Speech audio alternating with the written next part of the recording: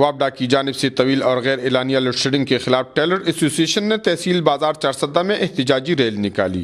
Rally کے دوران tailor ماسٹروں نے اپنے ساتھ سلائی مشینیں، استریاں اور بجلی کی میٹر بھی پرائے۔ مظاہرین نے ہاتھوں میں بینرز اور پلے کارڈ اٹھا رکھے تھے جن پر بجلی کے ناروا اور ظالمانہ لوڈ شیڈنگ کے خلاف احتجاج کے نعرے درج تھے۔ ٹیلر ماسٹروں نے فاروق اعظم چوک میں ٹائر جلا کر ہر قسم کی ٹریفک معطل کر دی اور احتجاجی مظاہرہ کیا۔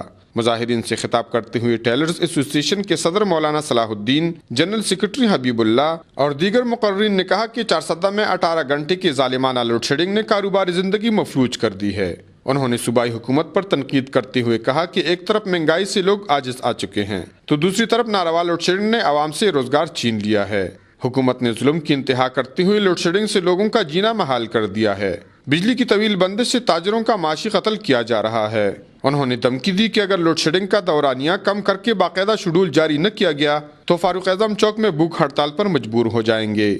کفایت اللہ، اے نیوز، چارسدہ۔